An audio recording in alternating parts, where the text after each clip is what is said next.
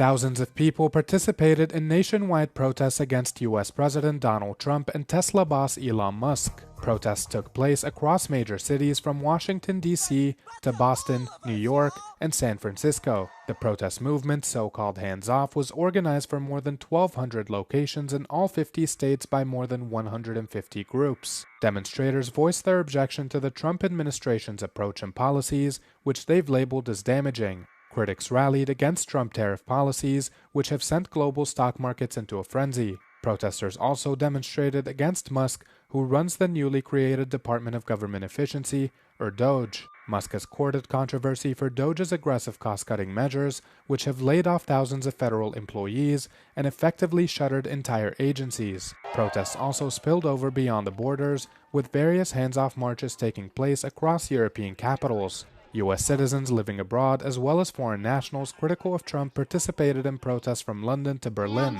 Protesters rallied against U.S. foreign policy and advocated for Ukraine.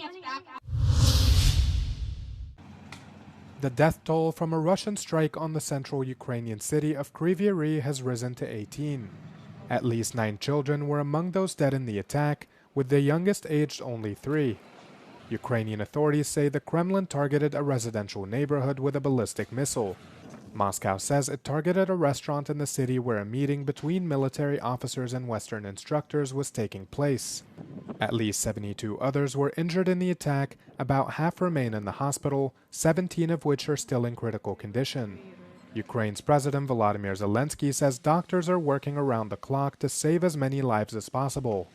The Ukrainian leader says the Kremlin's continuing attacks highlight their unwillingness to end the war, as he accuses Putin of stalling ceasefire efforts. He called on allies to exert more pressure on Moscow to force them into striking a peace deal, and pleaded for more military support to bolster air defenses.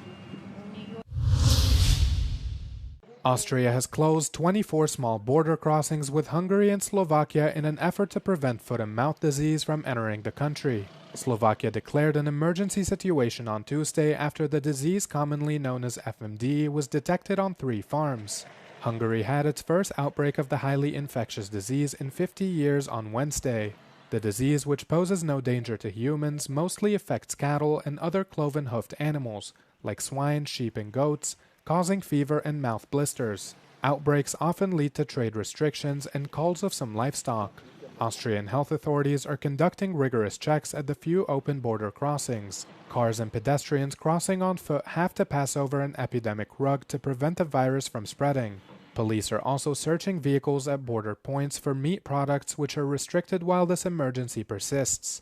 Authorities are also preparing contingencies in the case FMD is detected at an Austrian farm. Russia continues its Black Sea cleanup operation in the Kerch Strait after last December's oil spill from 2 storm-stricken Russian tankers, according to footage released by Russian authorities. The fuel oil spill of at least 3,700 tons happened in mid-December in the strait, which separates Russia and Ukraine's Russian-occupied Crimea.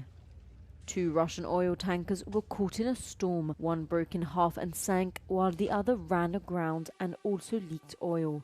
Russia's Ministry of Emergency Situations reported that more than 418 kilometers of shoreline have been cleared, over 154,000 tons of polluted sand and oil have been collected, and an estimated 913 million euros has been spent on the cleanup.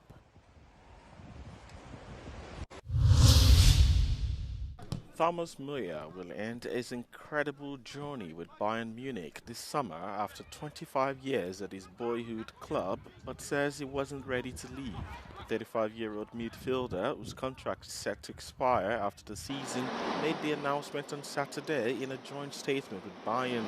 On Instagram, Müller wrote that he respected Bayern's decision not to offer him a new contract for next season. The team said the German's final game with Bayern will be at the FIFA Club World Cup in the United States in June and July.